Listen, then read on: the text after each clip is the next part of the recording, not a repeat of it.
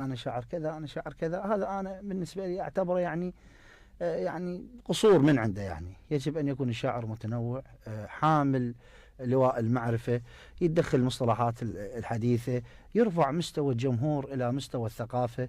الآن المستوى الشعري يعني حقيقة هناك فجوة كبيرة بين عالم الثقافة والفن والكذا وبين مستوى الشاعر الشعبي، بسبب أنه الكثير من الشعراء غايبين عن هذا الوسط.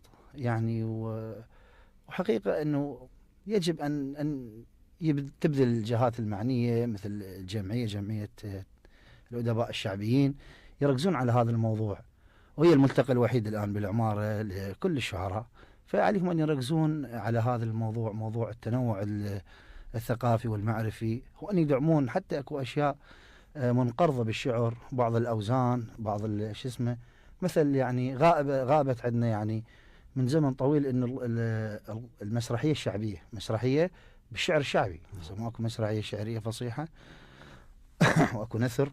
نعم.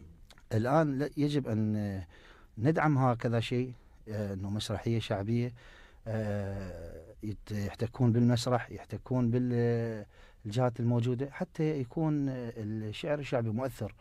وحقيقه الشعر الشعبي شعر عالمي وشعر واصل، وما يعني من أقول عالمي أنا متأكد من هذه الكلمة، لأن العراقيين اليوم المهاجرين بكل بقاع العالم، وفضلا على أن القنوات العراقية والفنانين العراقيين وحتى الموسيقيين والفنانين اليوم، يعني الأغنية العراقية والرواديد على مستوى الشعر الحسيني اليوم بكل أصقاع الكرة الأرضية، فينسمع الشعر العراقي، المفردة العراقية تنسمع. لذلك لا يجب أن يكون هناك إهمال، يجب أن يكون دعم للشاعر الشعبي، للشاعر الكبير. الشاعر اليوم يصرف، اليوم يروح، اليوم يمول، اليوم يمول قناة، اليوم يمول بث، اليوم يمول كذا.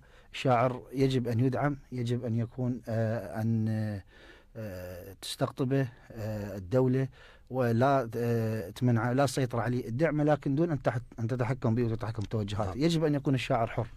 صح.